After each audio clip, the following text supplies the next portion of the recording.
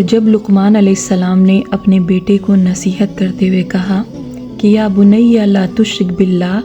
ان الشرک لظلم عظیم، کہ اے میرے بیٹے تم اللہ کے ساتھ کسی کو شریک مت ٹھہرانا، ان الشرک، کیونکہ شرک بہت بڑا ظلم ہے۔ لا تشرک باللہ دیکھنے میں ایک چھوٹی سی آیت ہے،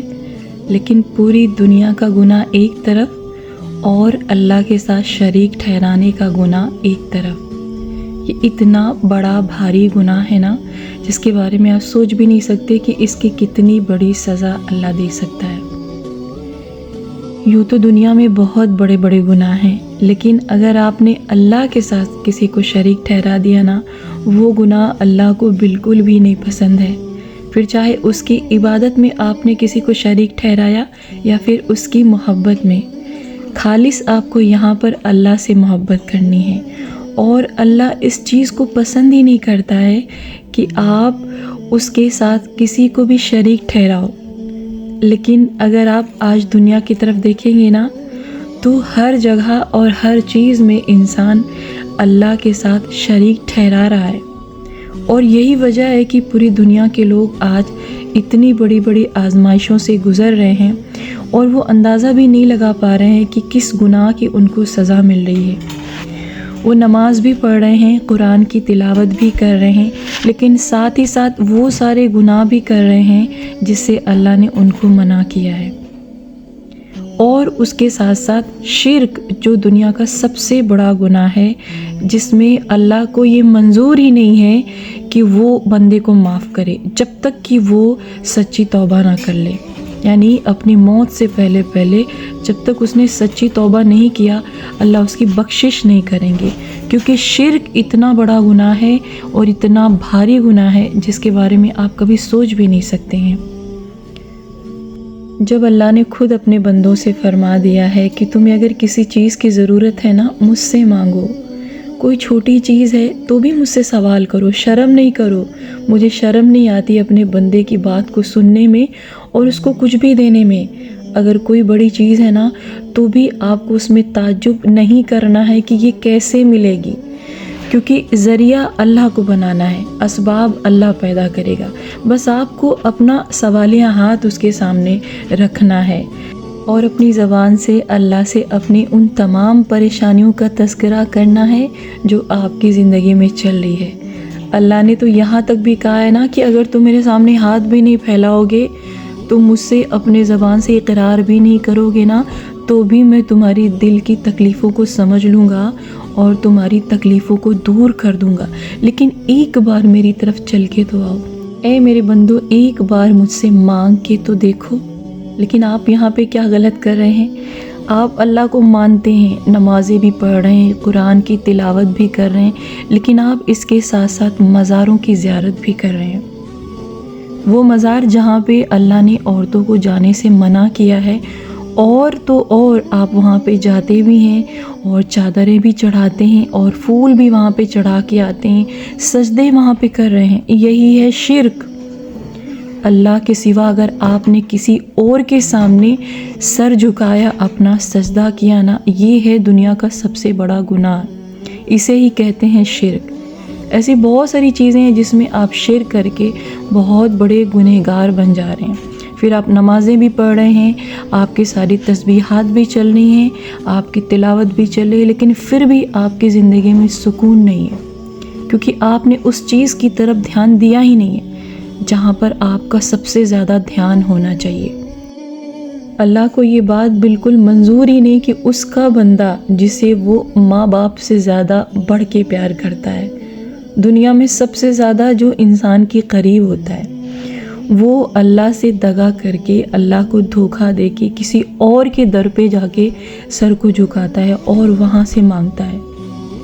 یہ دنیا کا ایسا بڑا گناہ ہے نا کہ آپ کے سارے جتنے بھی آپ گناہ کرتے ہیں، چاہے وہ جھوٹ بولنا ہو یا پھر چوری کرنا ہو یا جانے انجانے میں اگر کسی سے زنا، جو کہ دنیا کا سب سے بڑا گناہ ہے، وہ بھی ہو گیا ہے نا، اللہ معاف کر دے گا۔ لیکن اگر اللہ کی محبت میں آپ نے کسی کو شریک ٹھہرا دیا نا، وہ معافی نہیں ملے گی جب تک کہ آپ پکی توبہ نہیں کر لیتے ہیں۔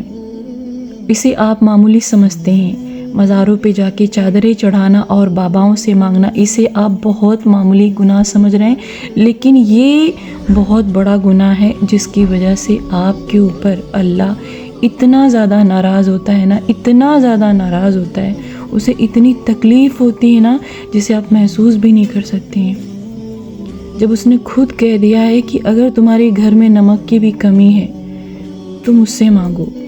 کوئی شرم محسوس نہیں کرو کہ نمک ایک چھوٹی سی چیز ہوتی ہے، یا پھر آپ کو کوئی بڑی چیز کی ضرورت ہے نا، وہ بھی اللہ نے کہا کہ مجھ سے مانگو۔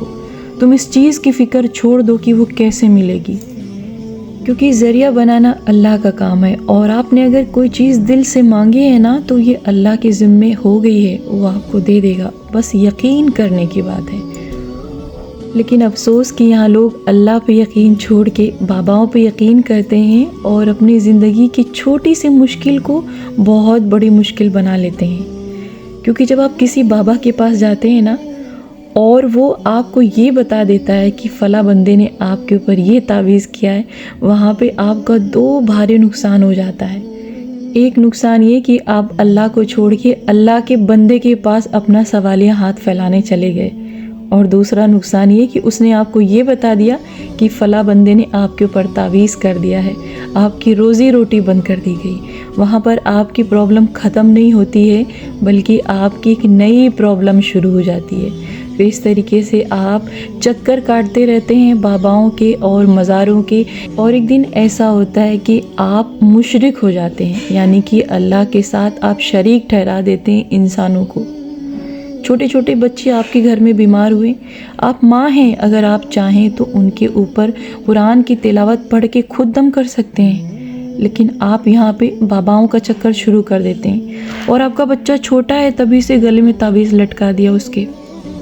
اگر اس تعویذ میں اس کاغذ کے ٹکڑے پہ کوئی قرآنی آیت لکھی ہوئی ہے، وہ آپ نے بچے کے گلے میں لٹکا دیا ہے، پھر خود پہن لیا، یا پھر آپ کے گھر میں لوگ تعویذ پہنے ہوئے ہیں، تو کیا آپ اس چیز کو گوارا کرتے ہیں کہ قرآن کی آیت باتھ روم تک جائے؟ آپ نے تو اپنے گلے میں تعویذ لٹکا لیا، لیکن آپ نے اس چیز کی طرف دھیان ہی نہیں دیا کہ آپ جتنی بار باتھ روم میں جائیں گے وہ تعویذ آپ کے ساتھ ساتھ باتھ روم میں جائے گی۔ آپ کتنے بڑے گنہگار بن گئے، لیکن آپ کو اس چیز کی فکر ہے ہی نہیں کہ آپ کا اللہ آپ سے کیا کہہ رہا ہے۔ آپ کا اللہ تو آپ سے یہ کہہ رہا ہے کہ مجھ سے خالص محبت رکھو، مجھ سے مانگو، جو بھی مانگنا ہے، جو بھی تکلیف ہے میں تکلیف کو دور کر دوں گا۔ وہاں پہ اللہ نے آپ کو یہ بھی نہیں کہا کہ تعویذ پہننے کی ضرورت ہے، لیکن جب آپ اللہ کو چھوڑ کے اللہ کی مخلوق کی طرف دوڑتے ہو نا، اللہ آپ کو اور دوڑاتا ہے۔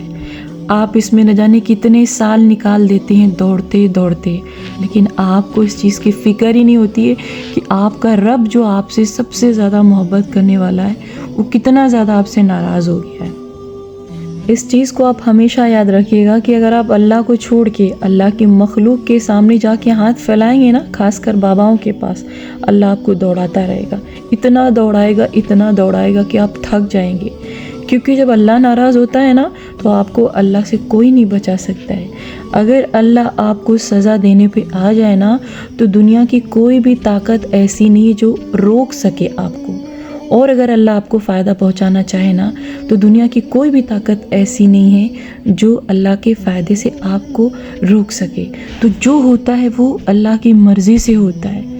یہاں تک کہ جو چھوٹے چھوٹے پیڑ آپ دیکھ رہے ہیں نا، ان کی پتیاں بھی اللہ کی اجازت کے بغیر نہیں ہلتی ہیں۔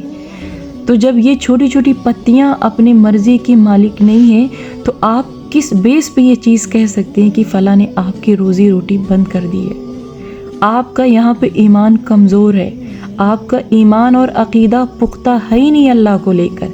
کیونکہ جس انسان کا ایمان مضبوط ہوتا ہے، اس کا عقیدہ صرف اللہ پہ ہوتا ہے نا، تو ایسی چھوٹی چھوٹی بیکار باتوں کی طرف دھیان ہی نہیں دیتا ہے۔ وہ باباؤں کے پاس تو جانے کی بہت دور کی بات ہوتی ہے۔ دنیا کا سب سے بڑا بادشاہ اللہ ہے۔ آپ کو اللہ کھلے طور پہ بتا رہا ہے کہ جب بھی مجھے پکارو گے، رات کے اندھیرے میں، دن کے اجالے میں ہوں تمہاری پکار کو سننے والا، تمہارے غم کو دور کرنے والا۔ لیکن آپ اللہ کو چھوڑ کے نہ جانے کس کس در پہ جاتے ہیں، اور نہ جانے کتنی اور پرابلم اپنی زندگی کے لیے آپ خود کھڑی کر لیتے ہیں۔ پھر آپ لوگوں سے شکایتیں کرتے ہیں کہ میرے پاس یہ نہیں ہے، میرے پاس وہ نہیں ہے. پہلے اللہ سے خالص محبت تو کر کے دیکھیے. آپ کسی سے محبت کرتے ہیں، کسی انسان سے محبت کرتے ہیں اور اس کو یہ چیز گوارے نہیں کہ آپ اس کو چھوڑ کے کسی اور سے محبت کریں، تو اللہ کو یہ چیز کیسے منظور ہوگی؟ جس نے پوری انسان، پوری کائنات کو بنایا، وہ کیسے اس چیز کو گوارا کرے گا کہ آپ اس سے چھوڑ کے کسی اور کے در پہ جا کے مانگو؟ جب آپ کسی اور کے در پہ جا کے مانگیں گے تو آپ مجبور اور پریشان ہوتے چلے جائیں گے، آپ کی پوری زندگی نکل جائے گی اور مشرک تو آپ بن ہی جائیں گے، اور ساتھ ہی ساتھ آپ کی کوئی بھی عبادت قبول نہیں ہوگی، کیونکہ سارا دار و مدار ہی اللہ سے محبت کرنے کا ہے.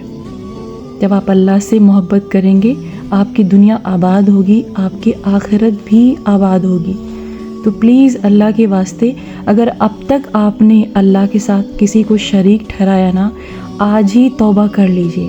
اور جو بھی آپ کی پرابلم ہے، اگر آپ نے نماز پڑھ لیا ہے پھر بھی نماز کا ٹائم نہیں ہے، لیکن آپ کا دل غمگین ہے، آپ کو اللہ سے بات کرنے کا دل کر رہا ہے نا، وضو کریے، مصلی بچھائیے اور اللہ سے ملیے، اللہ سے میٹنگ کریے. جیسے آپ لوگوں سے ملتے ہیں نا، لوگوں سے بیٹھ کے بات کرتے ہیں، ویسے اللہ سے اپنی پرابلم کو بتائیے. اور پلیز اللہ کے واسطے آپ کسی سے کچھ بھی نہیں مانگیے، کوئی چھوٹی چیز ہے اللہ سے مانگیے. اور اگر آپ کوئی چیز لگاتار مانگ رہے ہیں نا، تو آپ یہ نہیں سوچیے کہ ترنت آپ کو مل جائے گا، کیونکہ میں بار بار آپ سے یہی کہتی ہوں کہ دنیا جنت نہیں ہے. اگر آپ یہ سوچ رہے ہیں کہ میں ترنت مانگوں ترنت مل جائے، تو ایسا نہیں ہوتا ہے. ہو سکتا ہے آپ اللہ کے بہت نیک بندے ہوں اور آپ نے جیسے ہی مانگا فوراً آپ کو دے دیا جائے، لیکن دعائیں قبول ہوتی ہیں، اس میں وقت لگتا ہے.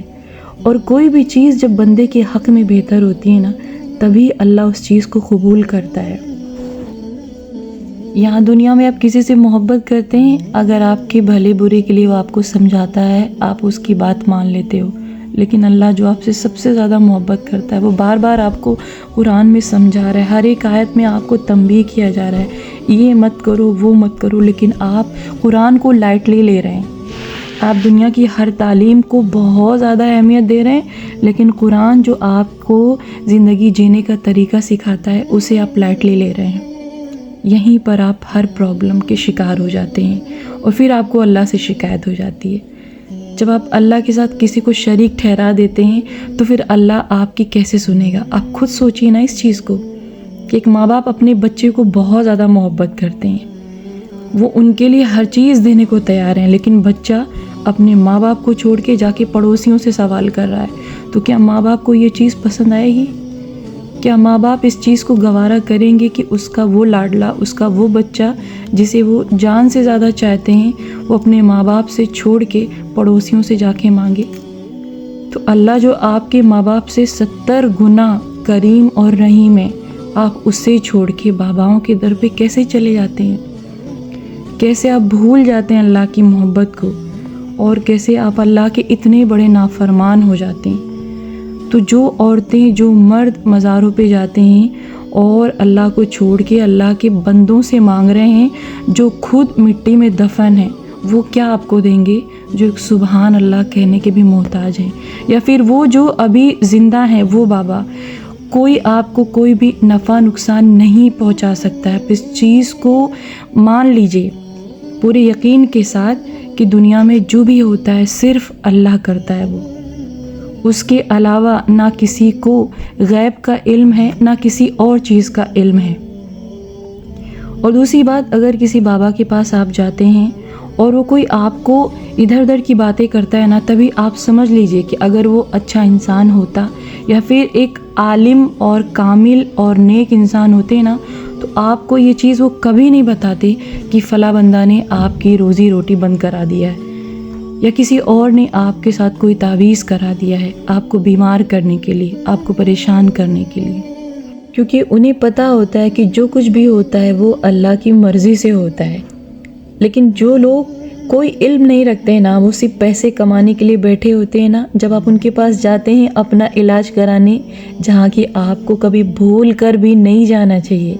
جب وہاں آپ جاتے ہیں نا تو آپ کی پریشانی ختم ہونے کے بجائے اور بڑھتی چلی جاتی ہے. لیکن اگر وہی پریشانی آپ اللہ سے ڈسکس کیے ہوتے نا، ان تکالیف اور ان مشکلوں کے بارے میں اگر آپ نے اللہ کے سامنے رویا ہوتا ہے نا، تو وہ پریشانیاں کب کا ختم ہو گئی ہوتی اور آپ کو کہیں جانے کی ضرورت ہی نہیں پڑتی۔ تو اب تک جو گناہ آپ نے کیا، جہاں جہاں آپ گئے، جن باباؤں کے پاس گئے، جن مزاروں پہ آپ گئے، جو بھی آپ تعویذ لٹکا کے رکھیں اپنے گلے میں، پلیز اس سے باز آ جائیں اور صرف اللہ سے مانگیے۔ آپ جب آپ کا دل کرے تب آپ مانگیے۔ اللہ نے تو یہاں پہ ٹائم بھی نہیں قید کر کے رکھا ہے کہ اس ٹائم تم مجھے پکارو، لیکن جب آپ کسی بابا کے پاس جاتے ہیں نا، کسی مزار کے پاس جاتے ہیں، تو وہاں تو دن اور ٹائم بھی مقرر ہوتا ہے۔ آپ کو نہ جانے کتنے جمعرات کی چکریں لگانی پڑتی ہیں، 40 دن آپ کو کورس کرنے پڑتے ہیں، نہ جانے کتنے پیسے آپ لٹا دیتے ہیں، اور ساتھ ہی ساتھ آپ کا ٹائم بھی برباد ہوتا ہے۔ اور سب سے زیادہ جس چیز کا نقصان ہوتا ہے وہ ہوتا ہے آپ کا یقین، آپ کا عقیدہ، جو اللہ کی طرف سے ہٹ کے اللہ کی مخلوق کی طرف چلا جاتا ہے۔ وہ مخلوق جو خود محتاج ہے، وہ مخلوق جو اللہ کی مدد کے بنا کچھ بھی نہیں ہے، آپ اس کے سامنے چلے جاتے ہیں۔ نہ جانے میں کتنے ایسے لوگوں کو جانتی ہوں اور سالوں سے میں دیکھ رہی ہوں جو اس چیز میں مبتلا ہیں، اور آج تک وہ اسی چیز میں لگے ہوئے ہیں اور ان کو کامیابی نہیں مل رہی ہے۔ پھر وہ لوگوں سے گلے شکوے کرتے ہیں کہ فلاں نے میرے اوپر کرا دیا، اس نے کرا دیا۔ کسی کے بس میں کچھ نہیں ہے، آپ اس چیز کو کیسے سمجھیں گے؟ اگر آپ کو کوئی تکلیف دے رہا ہے نا، وہاں پر بھی اللہ کی مرضی سے ہی وہ آپ کو تکلیف دے رہا ہے، یا اگر آپ کو کوئی نفع پہنچانا چاہ رہا ہے نا، وہ بھی اللہ کی مرضی سے ہی ہوتا ہے۔ تو تکلیف اگر کہیں سے ملے نا تو گھبرا کیوں جاتے ہیں اس طریقے سے؟ اپنے اوپر بھروسہ کیوں نہیں ہوتا آپ کو؟ اگر آپ اندر سے صحیح ہیں، ایک اچھے انسان ہیں اور آپ سیدھے راستے پر چلنے والے ہیں، ایمان والے ہیں، اللہ کا خوف آپ کے اندر کوٹ کوٹ کے بھرا ہے، تو کیوں گھبرا جاتے ہیں؟ جب ذرا سی تکلیف آ جاتی ہے، جب چھوٹی موٹی تکلیف آپ کو چھو لیتی ہے، کیوں بے چین ہو جاتے ہیں اس طریقے سے؟ اگر آپ صحیح ہیں تو یقین مانیں، یہ جو تکلیفیں آتی ہیں نا آپ کی زندگی میں، وہ آپ کو دینے آتی ہیں، وہ آپ کا مرتبہ بڑھانے آتی ہیں۔ کیونکہ جب اللہ آپ کو کوئی اچھا اور اونچا مقام دینا چاہتا ہے نا، تو پہلے آپ کو وہ تراشتا ہے، جیسے لوہے کو آگ میں پگھلایا جاتا ہے، اسی طریقے سے اللہ آپ کو آزمائشوں میں گھیر گھیر کے آپ کا امتحان لیتا ہے۔ وہ تو جانتا ہے کہ آپ کیا حاصل کرنے والے، لیکن پھر بھی آپ کو مضبوط بنایا جاتا ہے تاکہ آپ اس مقام تک پہنچ سکیں جو اللہ کا ارادہ تھا۔ تو اللہ تو اتنا اپنے بندوں کا خیال رکھتا ہے۔ تو اگر آپ کسی پریشانی میں مبتلا ہیں، یا پھر کسی بیماری سے گھرے ہوئے ہیں، یا پھر آپ کے گھر میں کوئی اور پریشانی ہے، پھر چاہے وہ فائنینشیل پرابلم ہو یا پھر کوئی اور دوسری پرابلم ہو، کسی بھی پرابلم کے لیے آپ کو کسی بابا کے پاس نہیں جانا ہے، کسی بھی مزار کا چکر نہیں لگانا ہے۔ لا تشرک باللہ، اس آیت کو آپ کو یاد رکھنا ہے کہ اللہ کے ساتھ کسی کو بھی شریک نہیں ٹھہرانا ہے۔ اس سے صرف آپ کا نقصان ہوگا، آپ کی دنیا تباہ ہو جائے گی، آپ کی آخرت اجڑ جائے گی، لیکن آپ کے ہاتھ کچھ نہیں لگنے والا ہے۔ آپ 10 سال لگا لیجئے کسی بابا کے پاس، یا پھر 20 سال چکر کاٹتے رہیے، آپ مسلسل تکلیفوں میں گھرے رہیں گے تب تک جب تک کہ آپ کا عقیدہ اور آپ کا ایمان اللہ پہ نہیں ہو جاتا، اور آپ کو اس چیز کا یقین نہیں ہو جاتا کہ جو بھی ہوتا ہے وہ اللہ کی مرضی سے ہوتا ہے، پھر چاہے وہ آپ کی بیماری آزاری ہو یا پھر چاہے آپ کی روزی روٹی ہو، صرف اور صرف وہ اللہ کے ہاتھ میں ہے۔ کس کو کتنا روزی روٹی دینا ہے، کس کو کتنا نفع نقصان پہنچانا ہے، اور کس کو کب بیمار کرنا ہے، اور کس کو کب شفا دینا ہے، سب کچھ اللہ کے ہاتھ میں ہے۔ اور آپ اس بیوقوفی والی سوچ میں کبھی بھی نہ پڑیں کہ کسی بھی انسان کے اندر یہ طاقت ہے کہ وہ آپ کو ذرہ برابر بھی تکلیف پہنچا سکے۔ یہ صرف اور صرف ہماری اور آپ کے خدا کے ہاتھ میں ہے۔ وہی آپ کو خوشحالی بھی دے سکتا ہے، اور وہی آپ کو غم میں بھی مبتلا کر سکتا ہے۔